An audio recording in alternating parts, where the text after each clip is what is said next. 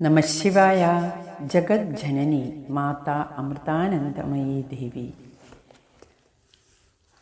സുധാമണിക്ക് 9 വയസ്സായി. 4-ാം ക്ലാസ്സിലേക്ക് പ്രവേശിച്ചു.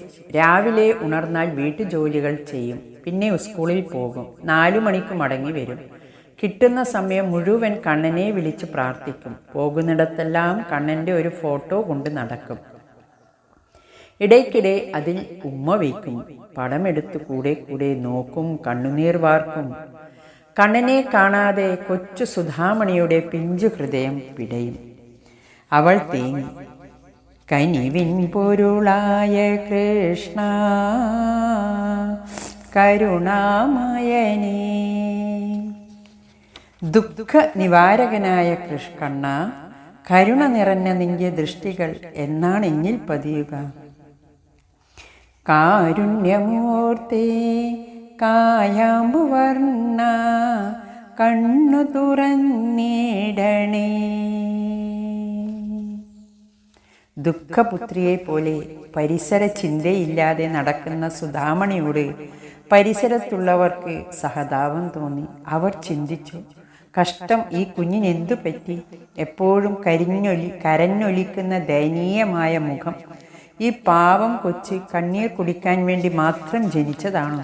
വീട്ടുകാർ അതിനെ കഷ്ടപ്പെടുത്തുകയായിരിക്കുമോ? അതിനു തക്കവണ്ണം ഈ സാധു എന്തു ചെയ്തു? ഇങ്ങനെയൊക്കെ ചിന്തിക്കുന്ന അവരുടെ ഹൃദയം പരിതാപം കൊണ്ട് നിറയും. പക്ഷെ എന്തു ഫലം? അവളുടെ നീറുന്ന ഹൃദയത്തെ തണുപ്പിക്കാൻ കണ്ണനല്ലാതെ മറ്റാർക്ക് കഴിയും? മധുരസ്വരത്തിൽ ഹൃദയമലിയും വിധം ഈശ്വരസ്തുതികൾ പാടുന്ന സുധാമണി ഏവർക്കും കണ്ണിലുണ്ണിയായിരുന്നു. കുഞ്ഞ് തൻ്റെ ഭൂതധേയവും കാരുണ്യവും സ്നേഹവും സമദൃഷ്ടിയും മൂലം എല്ലാവരുടെയും സ്നേഹത്തിന് പാത്രമായിരുന്നു. മറ്റു കുട്ടികൾ ചിരിച്ചു കളിച്ചു നടക്കുന്ന ഇളം പ്രായത്തിൽ കൊച്ചു സുധാമണിക്ക് മാത്രം അതൊന്നും വിധിച്ചിരുന്നില്ല.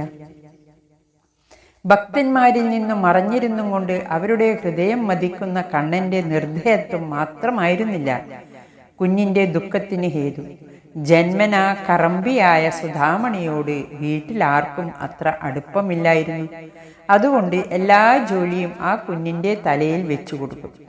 സുധാമണി എത്ര പാടുപെട്ടാലും ആർക്കും തൃപ്തിയില്ല. കണ്ണനെ ചിന്തിച്ച് ഈറഞ്ഞണിഞ്ഞ മുഖവുമായി ഓടി നടന്ന് അവൾ വീട്ടുജോലികളെല്ലാം ചെയ്യും. എന്തായാലും എനിക്ക് കണ്ണനുണ്ടല്ലോ എന്ന ചിന്ത കുഞ്ഞിന് ആശ്വാസമേകി. കഷ്ടതയേറുമ്പോൾ കണ്ണൻ്റെ കാലിണ കെട്ടിപ്പിടിക്കാമല്ലോ. ഒരു ഗൃഹപ്പിഴ കൂടി വന്നുകൂടി. അനാരോഗ്യം മൂലം ദമയന്തി അമ്മയ്ക്ക് വീട്ടുജോലികളൊന്നും ചെയ്യാൻ വയ്യാതായി.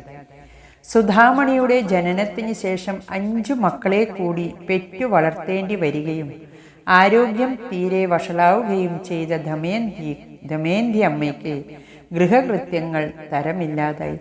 വീട്ടുജോലികൾ കാളില്ല. മൂത്ത മകൾ കസ്തൂരിഭായിയും മകൻ സുഭകനും പഠിക്കാൻ പോകും. ഗൃഹജോലിക്കു ശേഷിച്ചത് സുധാമണി മാത്രം. ഒരിക്കലും ഒടുങ്ങാതെ വീട്ടുപണി കഴിഞ്ഞിട്ട് സുധാമണിക്ക് സ്കൂളിൽ പോകാൻ നേരം എവിടെ? പലപ്പോഴും ഓടിക്കിതച്ചു സ്കൂളിൽ എത്തുമ്പോൾ പഠിത്തം തുടങ്ങി ഏറെ നേരമായിരിക്കും. താമസിച്ചതിന് ശിക്ഷയായി ക്ലാസ്സിൽ കയറ്റുകയില്ല.